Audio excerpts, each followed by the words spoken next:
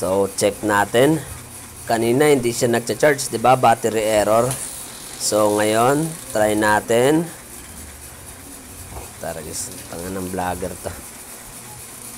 Mag-video na lang, hirap pa eh. So, yan na.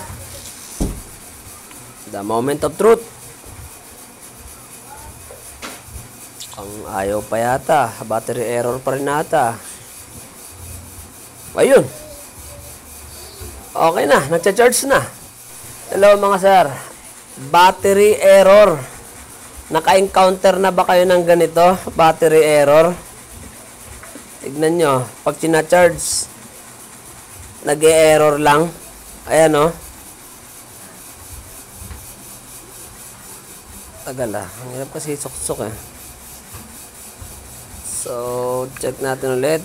Makita natin na battery error.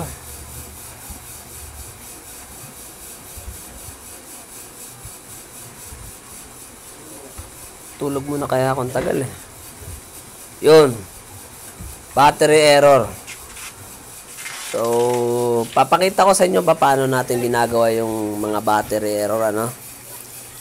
So, kailangan lang natin tong tanggalin itong lata na nasa ibabaw. So, yan. Kailangan, ano lang, maging maingat tayo. Ingatan natin yung pagtanggal ng lata sa ibabaw. Kaya ginagamitan natin ng mini grinder. So, yun nga pala, kung hindi nyo alam kung bakit nagkakaroon ng battery error, alam nyo ba ang dahilan yan? So, hindi nyo nga alam, di ba? So, ito kasi ang dahilan dyan. Yung mga gumagamit ng cellphone habang naka-charge.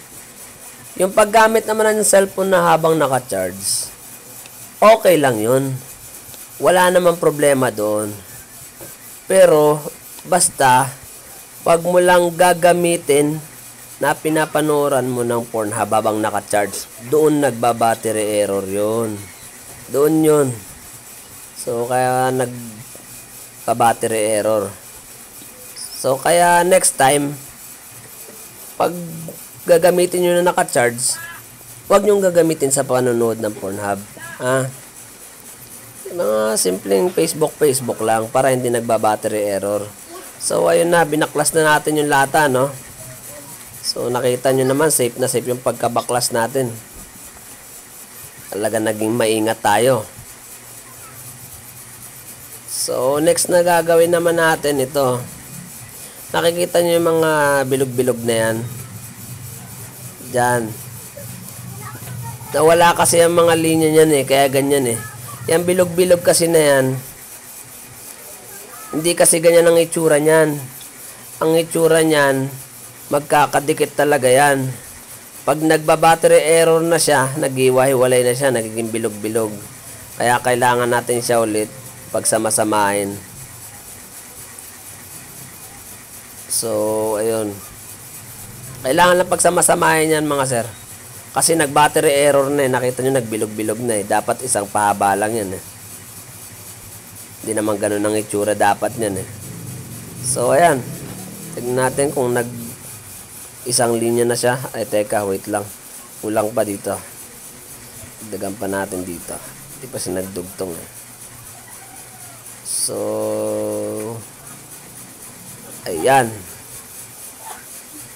Ayan. Ayaw pa makisama. Ayan na, okay na. Ayan na, okay na siya. So, naibalik na natin ng tama yung pagkakalinya dyan sa ilalim na yan. So, ibabalik na natin. So, eto na. Check natin kung magba-battery error pa ba. Yung tinuklap nating lata kanina. Kalimutan nyo na yun. Pampahaba lang ng minutes yun. So, dun lang kayo mag-focus sa linya. So, ayun. Okay na. Hindi na siya battery error. Okay na siya. So, ganun lang kasimple. Share nyo rin sa iba para makatulong din tayo sa iba. So, hanggang dito na lang. Salamat.